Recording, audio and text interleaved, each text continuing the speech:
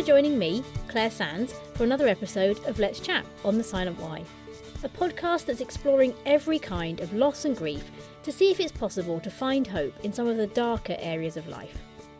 In these Let's Chat episodes, I talk to a guest who has experience or expertise in a particular area that can either help us deal with or maybe prepare for loss. And through them, because I wanted to capture some useful magic from every chat, I'm building a tool shed, metaphorically, of equipment to help us face and get through loss and grief. So at the end of each episode, I ask our guest what sort of tool their subject is, and then I add it to my shed. So let's see what today's guest wants to add to my growing bundle of tools. In this episode, I'm talking to Sarah Boalch from North Wales. Sarah is a funeral celebrant from Ceremonies with Personality, who helps families by creating bespoke ceremonies which cover every milestone of life that we might go through. But Sarah didn't set out to be a funeral celebrant, and in this conversation we talk about how her career took an unexpected turn in that direction. Plus, as someone who easily cries when other people do, how does she cope when dealing with griefy people? And what exactly is the process when she goes to meet with a newly bereaved family and has to extract important information from them? And what's her best experience been at a funeral? Stay tuned to the answers to all these questions, plus a load more that you probably didn't even think to ask. So grab a cup of tea, a coffee, or maybe a Penderyn whiskey, apparently it's a Welsh thing, only if it's after lunch where you are of course, and relax with me and Sarah as we chat Funeral Celebrants.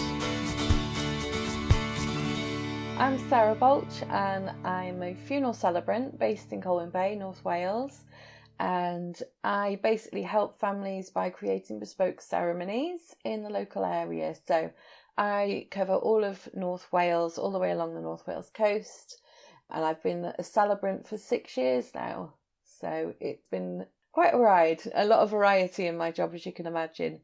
It's really, really special to be part of really nice communities and close-knit families. And you do find that families ask you back time and time again, which is lovely. You know, as each generation passes, they come back to you. So it's quite a privilege. And you do a whole variety of different sort of celebrations and ceremonies, don't you? So what's the spectrum of those? Yeah, so I cover everything in your life that is a milestone, basically. So from birth through to getting married, to renewing vows later on in your marriage, right through till death. So yeah, I literally cover every kind of life milestone. So it's great, you know, you really do see quite a variety in my job, which is fantastic. It's a very busy job, as you can imagine. I do try and squeeze in a day off now and again. But yeah, my average week is maybe 4 funeral ceremonies and then meeting families to arrange those ceremonies. It goes on. But yeah, when I'm not performing ceremonies, I'm either interviewing for them or I'm writing them. So it's quite busy, but I love it. I've said it before, but it is a privilege. It really is. You know, when you're meeting families and you're going in to meet them when things are still very raw. I mean, we're talking a few days after their loved ones passed away, and I'm suddenly, you know, an outsider coming into their lives and asking them all sorts of questions. So it really is a privilege that they open up to me and they show trust in me to, you know, disclose their most precious memories and stories of their loved one. It really is very humbling. And one of the biggest parts that I love about my job, aside, of course, from being able to help people, which is the biggest part of my job, but I also love hearing people's stories. You know, when you go back to war babies and things that they saw when they were children and things that they've remembered and passed down through their generations of their future family, you know, it's fascinating. And as you can imagine, I've met people from all sorts of walks of life and all sorts of backgrounds. You know, military families from the war and from more recent wars as well. And it's just fascinating. Every single service is completely different because every single person that I have written about is completely different. And that's what I love about it. There's no such thing as a generic service when you book a funeral celebrant. It's fantastic. It's absolutely fascinating. And with like the ceremonies you have, where do funerals fall on your kind of, I don't know if enjoyment is the right word, but out of all the different types you do, are they something that you particularly enjoy or you particularly find difficult?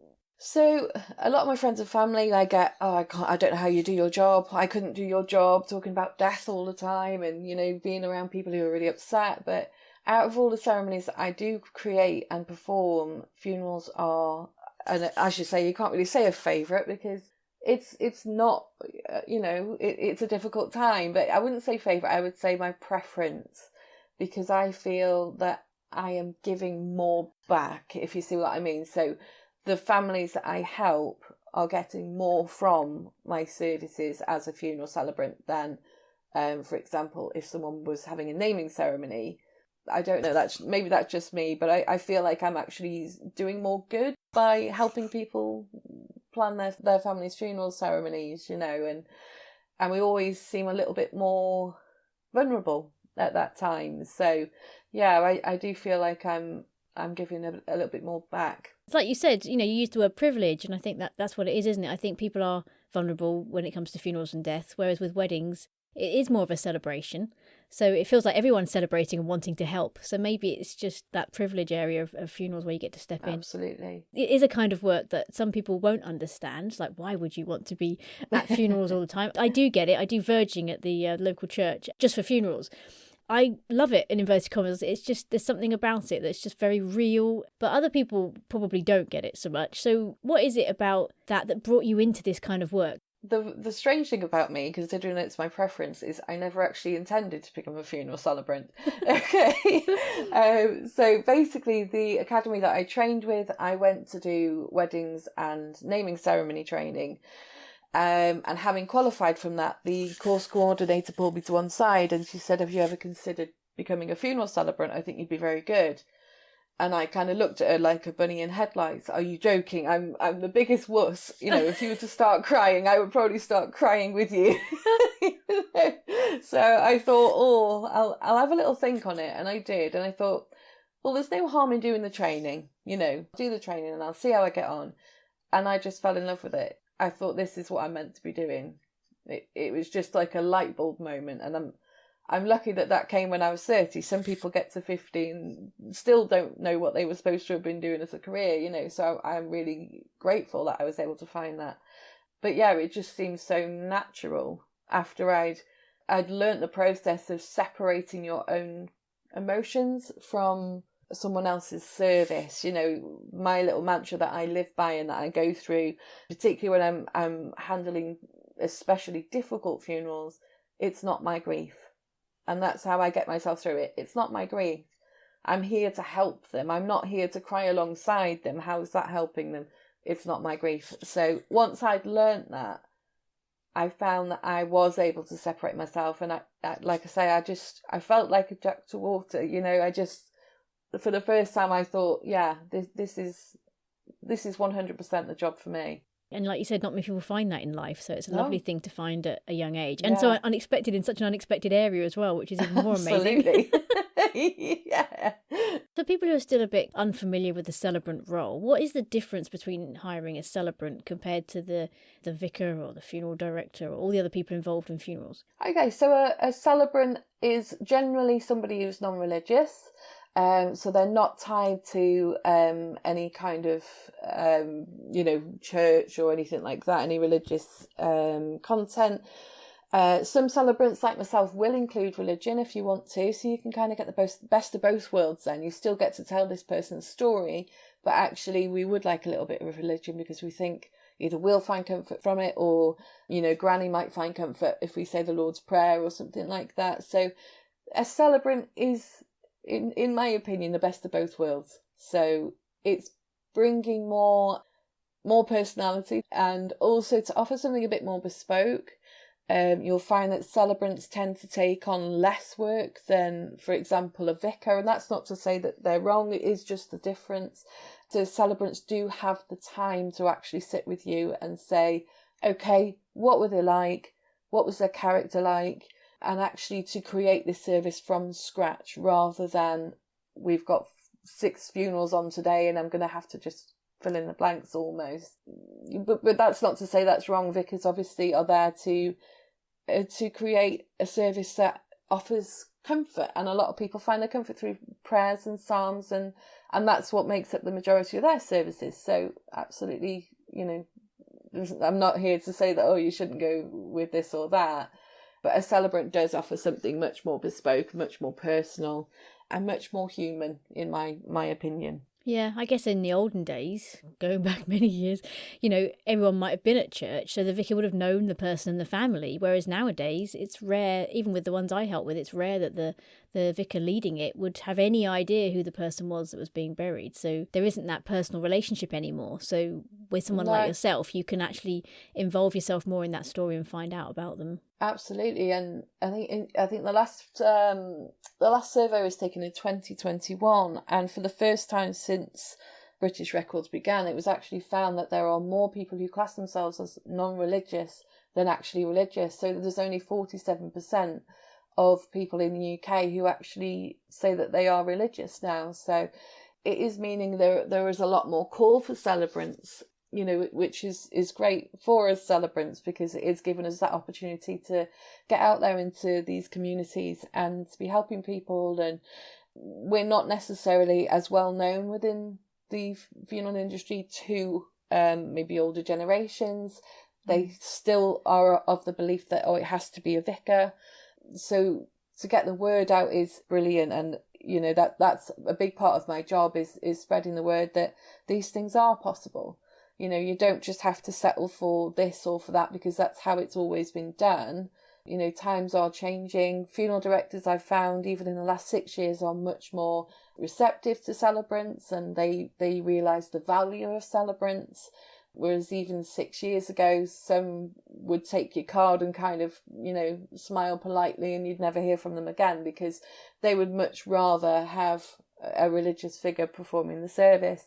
But yeah, there's definitely been a big turnaround for myself in the last 6 years. So the last record in 2021, I wasn't surprised by the results to see that for the first time, non-religious is more popular in the UK. It really didn't surprise me, purely from the amount of work that I have taken on and the amount of families that I've been helping since then. So when you go in to see a family and just had a bereavement or a death, what does that look like? How do you get the information you need from them while they're in such a vulnerable position? Okay, so when I go and see a family, I dress smart casual rather than overly smart. I find from experience that when I'm a bit less formal, people are instantly more comfortable around you. If you go in all suited and booted, they think, oh God, because you relate that back to when you were school and all the headmasters here, So I tend to go smart casual, and people instantly, you see them go, okay, it's just another human being. Okay, we're not being interrogated. I sit down with them, we have a brew and it's all very relaxed, and I might start them off by asking, that's a really interesting painting. Where's that come from? Or, I've seen your record collection there. You've got a good taste in music, and try and strike up some commonality with them. And it puts people at ease. They don't feel like I said, like it's an interrogation. And then we get them settled down and we have a little chat. I explain them through the process of the meeting that, we're going to go through a little bit of paperwork to make sure everything lines up with the funeral directors, because we want everything to go smoothly on the day. And then I start firing all sorts of questions at them about the person. So where were they born? What did they do? What were their, closest relationships, closest people to them in their lives? Can you tell me a little bit more about what they were like with this person, with that person? And it's just very casual and very conversational. It certainly doesn't feel like an interview, like tick, you've answered that question, tick, you've answered that question. When I started out, I think I was a little bit like that, purely from nerves, because I thought I'm going in here and oh God, what if they cry? And that was just me as a newbie, but as I've gone on, people are going to cry. It's upsetting. Grief is separation. So, with that comes all sorts of emotions. But yeah, I do keep things as light-hearted as I possibly can, and as conversational and as comfortable as I possibly can. And I do find that you get more out of people that way. And the amount of people that I do get that kind of little text afterwards or a little note afterwards and say, do you know what, you put me at ease instantly. I was so worried about the meeting or the interview, or whatever they want to call it. But no, you just put me at ease. It was so lovely. This is my favourite thing that I always say. It was so lovely to think about something other than the moment they died. Interesting. And I think that's wonderful, because grief does have a horrible way of making you focus on the worst bits, doesn't it? Especially if someone's been poorly at the end. Dementia, for example, is an awful, awful disease. And it robs people of their memories of that person as well as that person losing their memories. So I think it is so lovely to hear that they were able to take themselves out of the most recent, hardest, grueling part of this person's life and go back and think, I remember meeting them. We danced to this piece of music. We got married here and it was wonderful. And it just reminds them of happy times, and it gives them that moment to go, actually, his life was wonderful. We have got things to celebrate. There is so much to celebrate. I always think it's like a time machine. You're able to whiz them back in time to when they were happiest with them, and it brings comfort, or at least I hope it brings comfort, and that's the impression I've received from them. It gives them permission, doesn't it? When someone else comes in and asks you those questions, it gives you permission to actually smile. Absolutely. Or remember someone fondly, because you do feel like, you're so locked in the sadness and you feel like that's the right thing to do. You should be just only sad. Yeah. But actually when someone else gives you that permission to think back and think, oh, there was that time, and it's lovely that you create that for them. I noticed as part of your branding, you call yourself Ceremonies with Personality. What does that bring to it for you that makes it a bit different? So I always try to encompass that person's personality within their ceremony, because that's what makes us unique, and that is that's what people are going to remember when we do eventually pass, is our personality, our character, and the way that we laugh, or how we are around our family and friends, and how we cope under pressure, or all of these things that make us who we are form up our personality. And I think it's so important to include that. There's been many ceremonies, not just funerals, that I've been to in the past, and I walk out and I think, who was that about? Because it's generic. It's literally just, there's blanks and they put the names in, and that's fine if that's what you want, but I just think giving people that option to add in a little bit of personality and a bit of, oh yeah, that's exactly what he was like. I hear that so much as well when we're leaving, and the funeral directors that you've spoken to will possibly have said the same, as when they're leaving, all we hear is, oh, that was just like Fred. Oh yeah, I remember that about him, rather than just, thank you, Vicar, or thank you, Sarah, that was lovely. It's very generic, and I hear so much as well, people, especially older people, they come to me and they go, I know I shouldn't say it, but I really enjoyed that. Brilliant. And I bet you love that as well. Absolutely. But yeah, that's where the personality comes from, as well as the fact that I am quite a big personality myself, not so much in your face and I'm going to overpower anything. But once you've met me, you kind of remember me. So that's a good thing, I think. Well, I hope. So it's putting my personality across to make people chill out and relax and chat openly and feel more at home and more comfortable.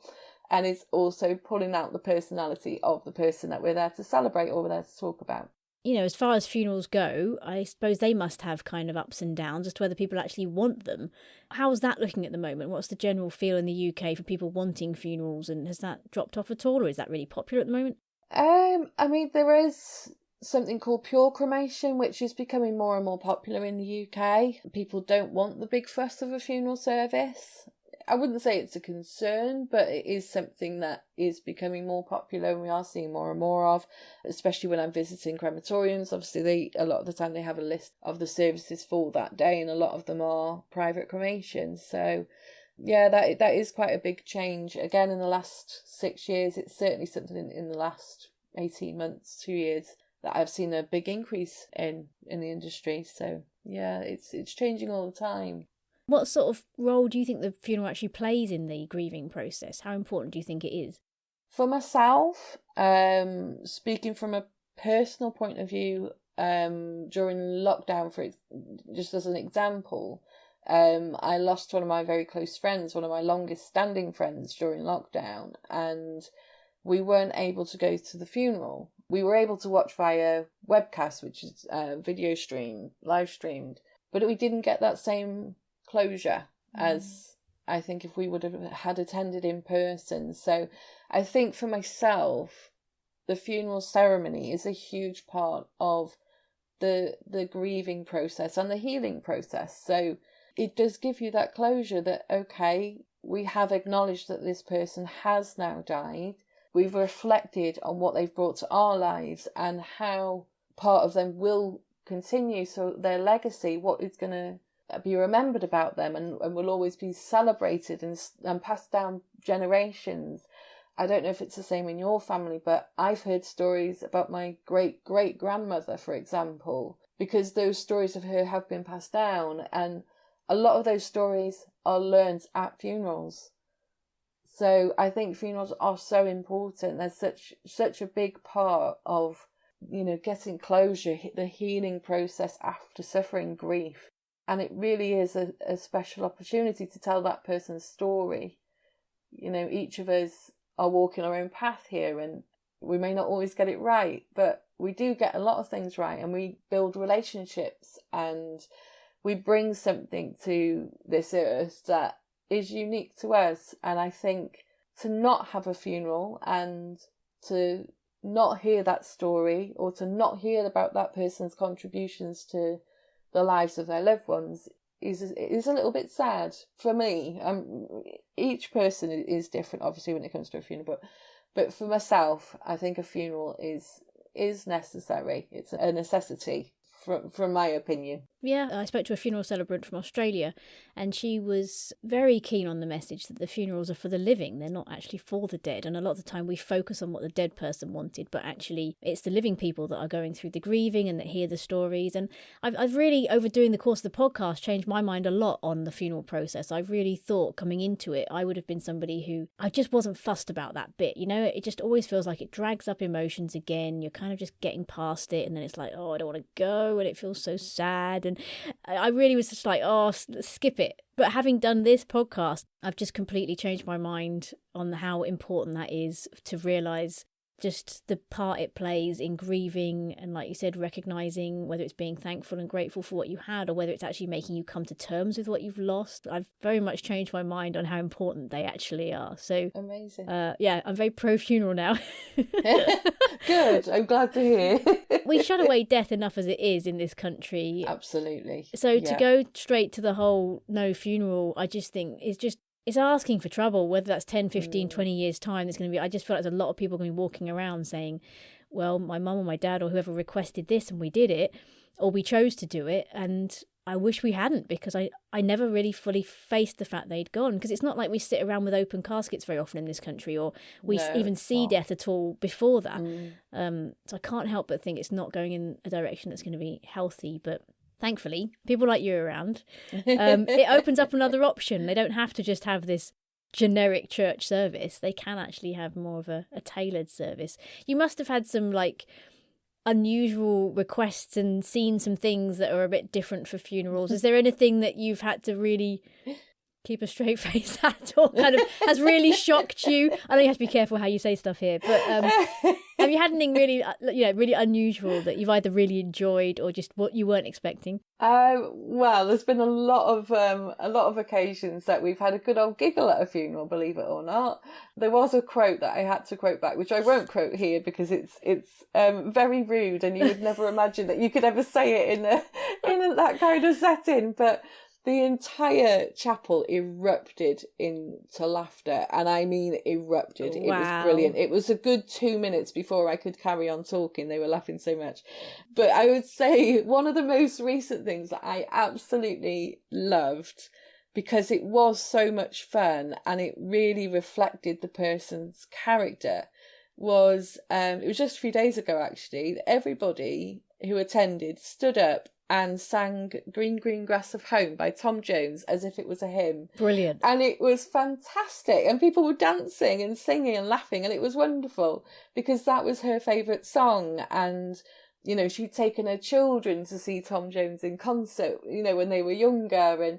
And it was just such a happy moment. I just thought, yeah, this is what my job's about. This is, it's giving that opportunity to have a little bit of fun. If that was their character, or you know, to add these little unique quirky bits that you wouldn't necessarily get otherwise. Yeah. But yeah, it really was so fun, and you could just look around the room and just see the smiles, and it was really wonderful. And as people were leaving, they, you know, you'd hear things like, oh, she would have loved that, you know, and that was exactly what the client said, who was her daughter. She said, oh, Mum would have loved that. And I said, good, I am glad, because that's what we're going for, you know, and that would have helped the daughter and the people there, I'm sure, with their healing process. So it was absolutely brilliant. I have to say, it was one of the highlights of my career, is seeing all these wonderful people all up and dancing and singing to Tom Jones. Brilliant. What a send-off. I know, right? Are there any kind of particular aspects of your work that are particularly difficult? Because a lot of people that we talk to just find chatting to grieving people in itself hard. And obviously you're doing that regularly. So, have you got any tips for anything that's a good way to go for that? But also, are there bits that you still find hard? Yeah, so the hardest part of my job is when somebody has passed what people would describe as before their time. So younger people, children, people who have died very unexpectedly, very suddenly.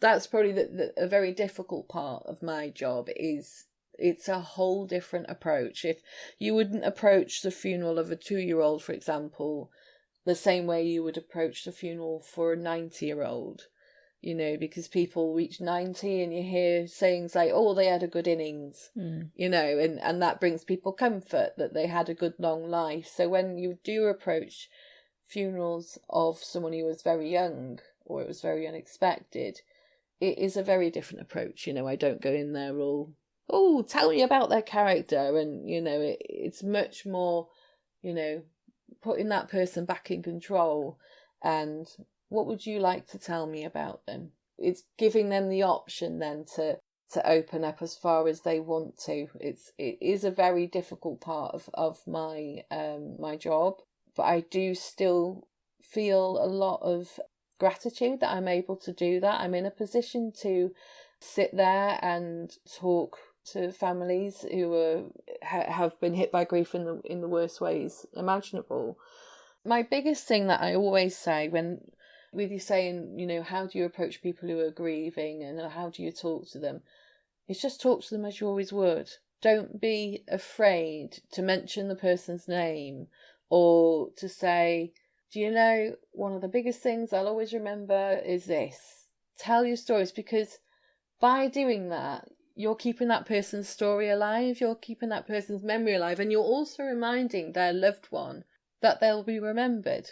The worst thing you can do is avoid the subject, or even worse, avoid that person altogether.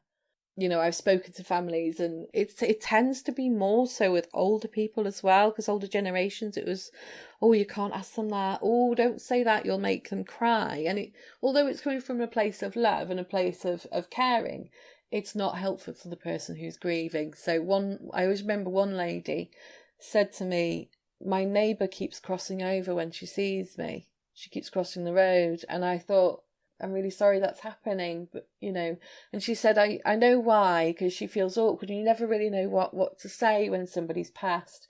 But yeah, I always encourage, just go and talk to them. Just ask them how their day was. Ask them how they are.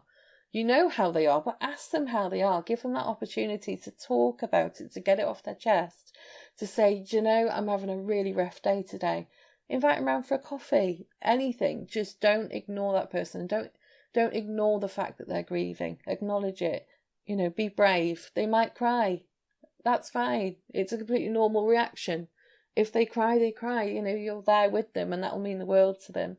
So I do talk about that quite a lot on my own social media, about encouraging people not to be afraid of grief, not to be afraid of grieving people, and to get out there and just talk to them, send them a text message, anything. Yeah. Just just talk to them and give them the opportunity to talk back. Yeah, it's about getting out of your own way, really. Absolutely. A lot of people seem to not do it because they're scared that they'll get it wrong, or they'll say the wrong thing, or they'll have to deal with tears they don't have, or they might get upset themselves. It's about kind of just saying, well, it's not about you. Absolutely. So, like you said, ask about the person who's died. Even the amount of mums we've had on here that have lost babies or young children that have said, I want to talk about my favourite memories, but no one ever asks me. Yeah. You know, so even if you're brave enough, stuff like that, of tell me, what was your favourite memory, or what do you remember most? They actually want to talk about it most of the time. Absolutely. And it's just remembering you can't make it worse. Yeah, that's it. And that's what I always say. What if I say the wrong thing? There is nothing that you can say that would possibly make them grieve any harder than they already are. Exactly. What you're doing instead is giving them the opportunity to talk about the person that they've lost and love, you know. They might use it as a story down the line of something stupid someone said to them, but it's not going to affect them at the time. And that's exactly. Okay. Give them that story. Yeah. I get how hard it is, but like you said, a go-to of just how are you is such a nice, easy, normal thing to say. Mm-hmm. And if you mean it, like you're not flippant about it, and you probably look at them and mean it, how are you, then, you know, what grieving person's not going to respond to that in a way? Even if they said, I can't even talk about it right now, fine. Like, great, well, I'm here. It's just reaching out that lifeline, isn't it? It is, yeah. It is hard, but yeah, you just need to be brave and just get out there. How are you? How are you doing? That's it. As simple as that. And it's so important what you said, which I think is really hard, probably for some personality types especially, but that whole kind of, it's not your grief. I think that is important if you're someone who can get too involved. You've got the people who cross the street, but then you've got the people who get too kind of wrapped up in it, whether they either get upset themselves inappropriately or whether they take it on. And I think I would be a bit prone to that. I could take it on as my own grief, not in front of them, but behind the scenes, really get weighed down with it. And I have to remind myself, it's not my story, it's their story. And sometimes I see people and I think, gosh, the person who's carrying it's dealing better than you are. Like, you've taken it on so hard. You know, you need to be careful to not over take Absolutely. I mean, and that's the joys of being an empath, isn't it? You know, Yes. is that we do kind of, you do take things on and you think, oh God, and you think about the days after, I feel awful, you know. But yeah, it's not for us to take on. It's a difficult lesson to learn. But like I say, it's become my mantra. I say it several times during a meeting, during a funeral, to remind myself that actually you don't need to take this on. This isn't yours to process. You know, you're doing your role by being here. And you do that role better because you're not taking it on. Absolutely. You're Someone that crying at the front. They don't want me there blubbering at the lectern, do they? So this woman's rubbish. I know, I couldn't understand a word she said. They're not going to be like, oh, look how moved she is. They're going to be like, no, she's definitely useless. Not. Exactly. Do you get emotional? Have you had things that you're like, oh gosh, I need to be careful here because my emotions are getting in the way? Yeah, definitely. It's more so with when you can relate to the person who's died, or you can relate to the person who's grieving. So, for example, shortly after losing my grandfather, I did a service for a grandfather, and it was a very similar background. So I was like, right, okay, I'm really going to have to concentrate here. You know, not my grief. I mean, maybe said it a few more times, but we got through there. And one of the biggest things that I struggle with still as a celebrant is seeing children upset at funerals, and that is something that I do struggle with, but not outwardly. You know, there's been a few times. Yeah, I am human. Although I'm there to do a job, I am still human. There's been a few times I've gone and had a little cry in my car afterwards, and things are especially sad because sometimes they do get to your heart, you know. And it's mostly with children. When I see children very upset at funerals, I just think, oh, bless their heart, going through this at a young age, you know. That is especially difficult. But yeah, generally speaking, I've never cried in front of my clients, I'll say that, and I've never cried at the lectern or where anyone can see me. So that's the main thing. But yeah, it can be difficult.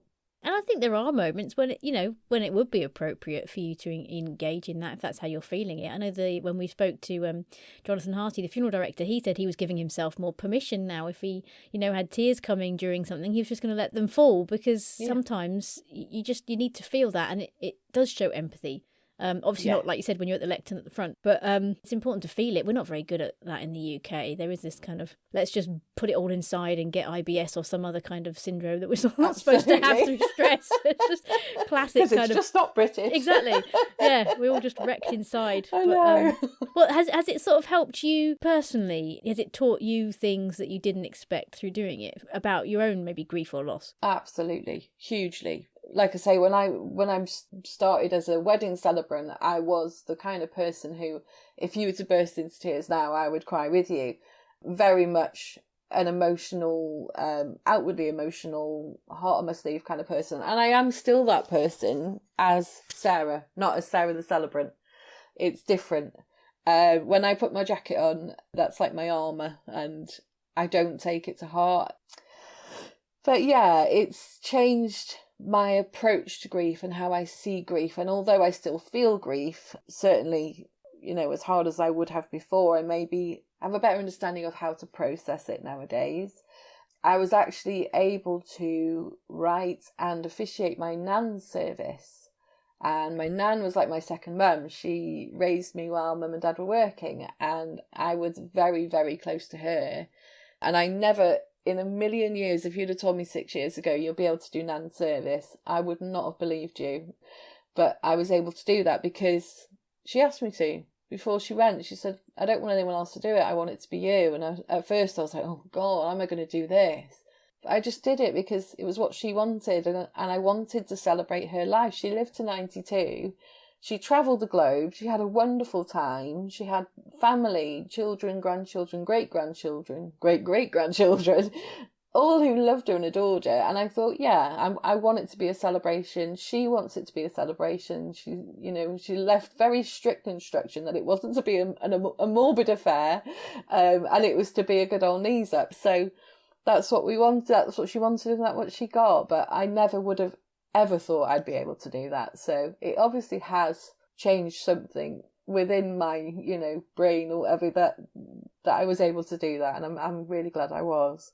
The initial reason I set up these episodes was to chat to interesting people, but also to help people facing loss in the future. So to look at, can we prepare for these things? And how do you think thinking about funerals can help people, or does it help people at all? Do you think it's a useful thing for us that are not having to plan one right now or even thinking about one? Is it a good thing for us to be thinking about? I think it's a good thing to be thinking about in the sense that what is available to us now. We talked about people not realising that there is someone other than a vicar who can perform a service. I think it's important to think about what we'd like our funeral to be like. Although we're not hoping to die anytime soon, of course, it does take that element of pressure away from those who are left behind to plan our service. The amount of times I hear, I have no idea what she would have wanted. I have no idea if I'm doing the right thing here. So maybe people might think it's morbid, but jot down a few song ideas, or make a note of a little poem that you like. And these tiny little things will just take that little bit of pressure off when your loved ones are already feeling overwhelmed. And it does help. I think it helps to talk about funerals and normalise talking about death. That's another big thing that I try and do on my social media, is normalise talking about death. It is part of life. None of us are going to escape it. So let's talk about it. What do you think happens after you die? Or how do you think you will feel? How does grief affect you? Let's talk about it. It's still a taboo subject, as you'll know from talking to lots of interesting people, that especially in the UK, we are very afraid of talking about death. You go to other countries and, like you say, they have open caskets, they have public viewings, all these things, and death is a very open subject, and it seems to be much more normalised, like I say. So that's my hope anyway, is to get the words about funeral out there. Talk about a funeral, talk about what happens at a funeral. People are often scared of the unknown, so if they maybe know what to expect at a funeral, that may take out an element of anxiety away from attending a funeral or from planning a funeral. I often hear as well, I've no idea what I'm doing, I've never been to a funeral before, I've never planned a funeral before, which is brilliant, in a way, that you've been lucky enough that you haven't been in that position before, but you're then absolutely clueless as to what you should be doing. Whereas if we talk about funerals have those conversations, that maybe people will have a better understanding of what to expect and what to do when the time comes. Yeah, definitely. Last question. We're chatting about funeral celebrants and the role that they can play in loss and grief. So if they were a tool for helping people with this, what sort of tool do you think they would be? I think they would be, I know from my own garden shed that it's full of paintbrushes and paint pots, and I associate celebrants with painting pictures, painting a picture of a person's life. So I would say a celebrant is a paintbrush and a good old pot of paint and a blank canvas. A paintbrush. Always at least one of those hanging around a shed, and I don't have one already, so that's perfect. If you want to find out more about Sarah, you can check out ceremonieswithpersonality.com. I'll put a link in the show notes to that and her social media. This is actually the second chat I've had with a funeral celebrant. So if you want to find out more about funeral celebrant life in Australia, tune into my previous Let's Chat episode on this topic, episode 46, with Evelyn Kalaunan, and I'll put the link in the show notes. Thank you so much, Sarah, for your honest chat and the laughs. And thanks to you for listening to the Silent Why podcast. If you'd like to support my work and help me to continue it, you can do that by buying me a fancy tea or supporting me monthly via buymeacoffee.com/thesilentvhy. There's a link on the bottom of all my show notes. And a huge thank you and shout out to everyone that's done that for me. It's always a huge highlight in my week and contributes to the running costs and the time it takes to create the podcast every week. So thank you. And if you've got a subject you'd like me to chat to an expert on, please get in touch via our social media or the website or via my email, thesilentvhy@gmail.com. And let's chat.